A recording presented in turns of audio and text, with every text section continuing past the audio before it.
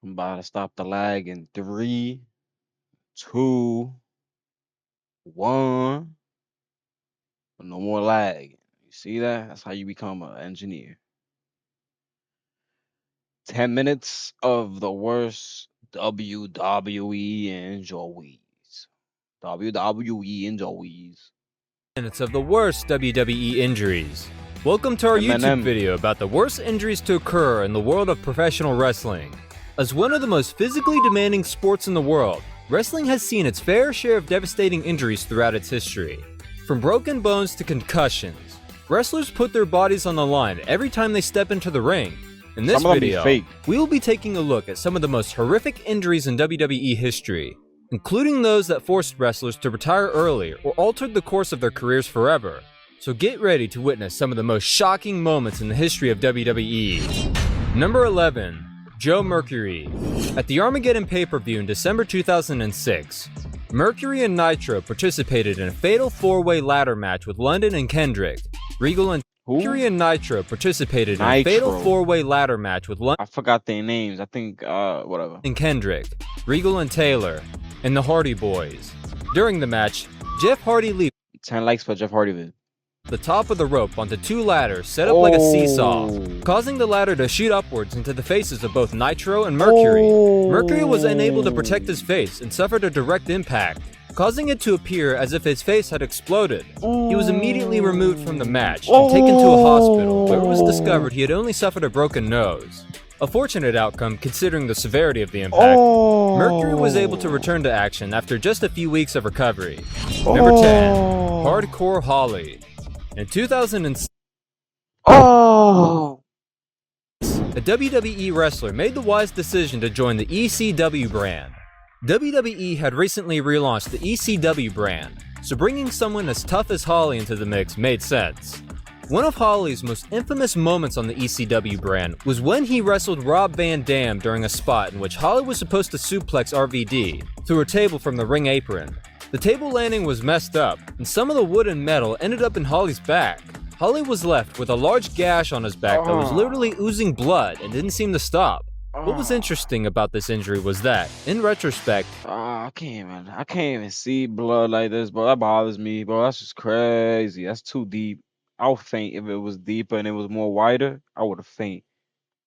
It was the most extreme moment of WWE's version of ECW, and it wasn't even a planned bloodbath. Number 9. Candice Michelle. Candice Michelle's injury in 2007 looked absolutely devastating. Michelle was wrestling Beth Phoenix in a 2 out of 3 falls match on Raw, when the match finish had to be changed on the fly. As Michelle was perched on the ropes, she slipped, falling face first onto the mat. That's a concussion, 100% a concussion. A loud thud was heard, and it was evident that Michelle was not okay.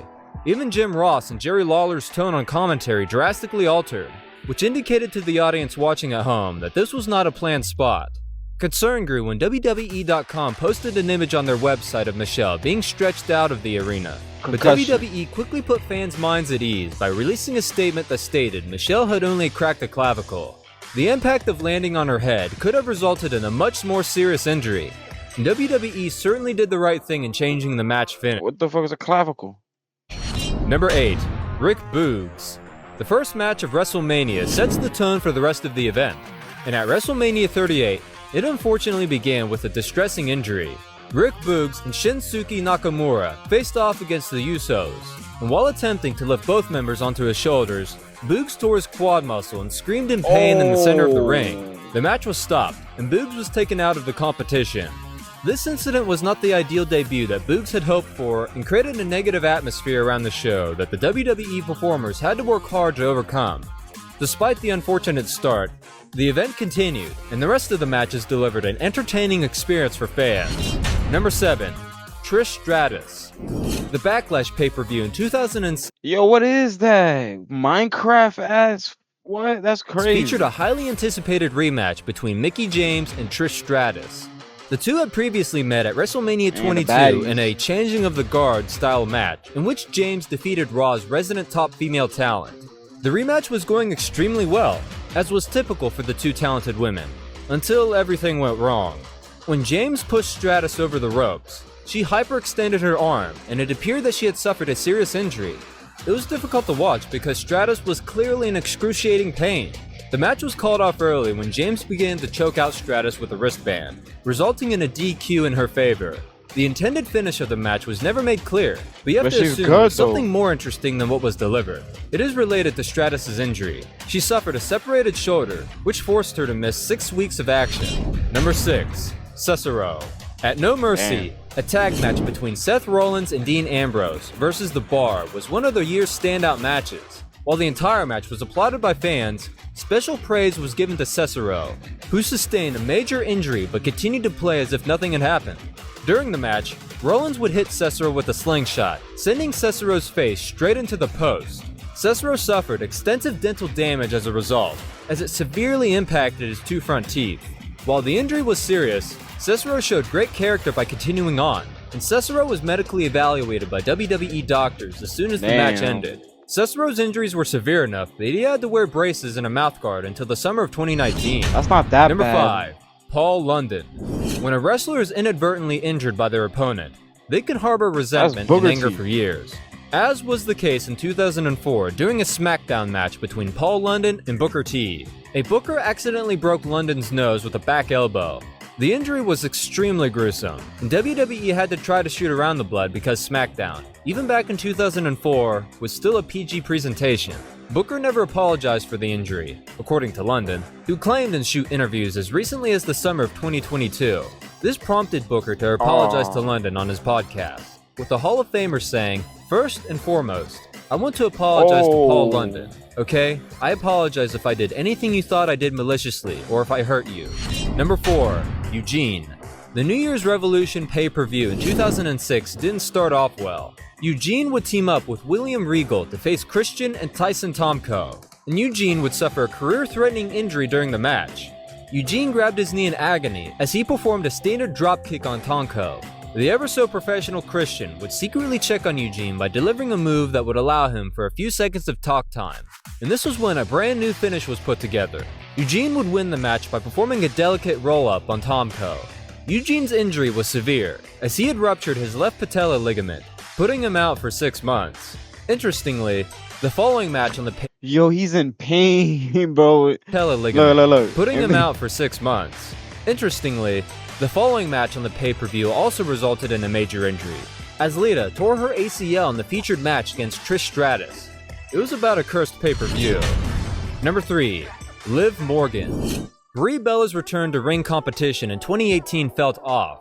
Brie returned with a ton of ring rust, and she was becoming insanely reckless in the ring. This recklessness resulted in an injury during a tag match between herself and Nikki versus the Riot Squad, where she would kick Liv Morgan right in the face, knocking her out clean. Morgan would be diagnosed with a serious concussion and would be forced to sit out for an extended period of time. Brie's handling of the injury drew widespread criticism. Some fans thought she was exacerbating the situation by physically moving Morgan, who was already unconscious, while Sandra was undeniably unavoidable. Morgan appeared to have no ill will towards Brie. Following the unfortunate barge, the two would collaborate on a number of occasions. Number 2. Ridge Holland. WWE's pay-per-view event of 2022 got off to a difficult year as SmackDown's Ridge Holland was injured during the pre-show matchup. Holland teamed up with Sheamus to take on Ricochet and Cesaro, and during the match, Ricochet and Cesaro performed a double T move on Holland, which shattered his nose.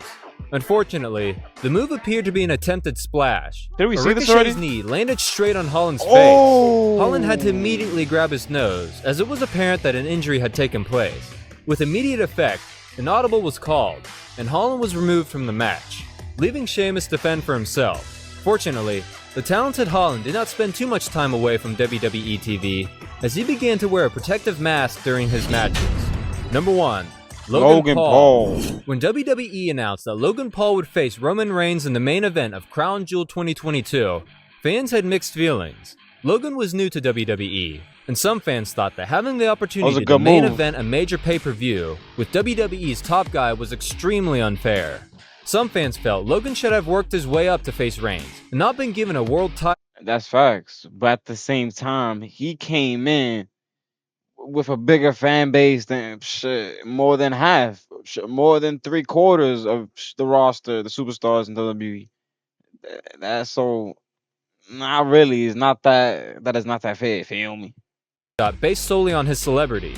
Aside from the booking, the match far exceeded everyone's expectations.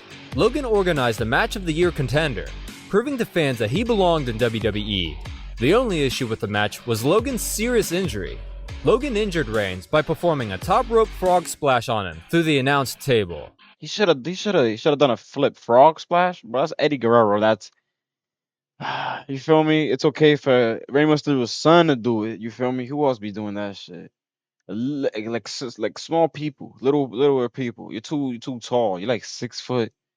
You feel me? I feel like you got to be like 5'9" and under to do the frog splash because frog splash is a body weight type of finisher move. See, you strong, bro. No balls. So it's like you could do something like the Batista bomb. You feel me? Like you pick them up and you the frog splash, bro. You too damn big, bro. You 6 foot. You probably like 200, 220. Nah, bro. Leave it for the smaller people, Was initially like the Mexican people, the Latino. I meant to say. diagnosed with a torn meniscus, MCL, and ACL. But after further evaluation, it was determined that Logan had only sprained his meniscus and MCL. To wrap up, the world of professional Logan had only sprained his meniscus and MCL. That's not even bad, bro. The first one, I felt like it was the worst one. Oh yeah, my boy's nose. Oh, that's crazy. How you get out of here? No Kappa. 10 like such a party. Come on. You ain't got a front for me. I know what you want from me. I know.